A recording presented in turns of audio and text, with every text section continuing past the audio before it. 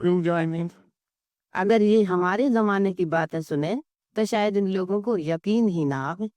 कैसा वो जमाना था कि जिसको याद करके आज भी मन हिलोरे लेने लगता है।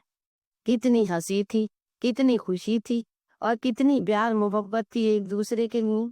हर रोज दावतें खाने पीने होती थी।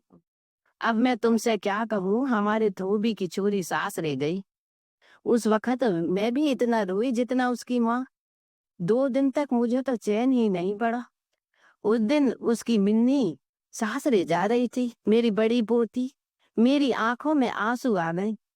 तो देखो री, सारी की सारियों ने मजाक बना लिया कि अरे अम्मा जी, ससुराल जाने में रोने की क्या बात है? ये तो सब पुरानी बातें हो गई। लो और सुनो, अब माया ममता भी इस जमाने में पुरानी बातों में शामिल। निरा दिखावा रह गया, निरी नकली बातें। न वैसा प्यार है न ममता। इनके कॉलेज स्कूलों से कोई टीचर जावेगी बदनी होकर तो देखो, बिताई के गीत जुड़ेंगी, रोएंगी। अब इन सबों से पूछो, इसमें रोने की क्या बात है? एक टीचर गई, दूसरी आ जाएगी।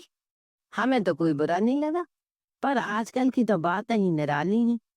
मैं तो कहूँ सब नकली बातें हैं, सब नकली। कहीं भी पहले किसी असलियत नहीं है। अब पहनने ओढ़नों को ही लो। हमारे जमाने में कैसे सुंदर सुंदर कपड़े गोटे किनारी के पहरे जावे थे कि अब तो कोई बना भी नहीं सकता है। मुझे ही लो, जब बड़े बेटे का ब्याह किया तो विनों ने कहा, सुनो हो, जैसी बहू की जीहल बनेगी वैसी ही तुम भी अपनी बनवा लो। मैंने कहा, अरे मैं क्या अच्छी लगूंगी इस उम्र में इतने सलमे और रोटे के कपड़े पहनकर? तब बोले, वाह, अभी तक वो पहरो ओढ़ो। मर्दों तक को कितना शौक था गोटे किनारी के कपड़ों का। हम किसी को अगर किनारी के दुपट्टे देते थे तो अपने हाथों से काम करके महीनों में बनते थे। कितनी खुशी हुई थी अपनी मेहनत की चीज देखकर। उतनी ही खुशी होती थी लेने वालों को। हर चीज सच्ची होती थी।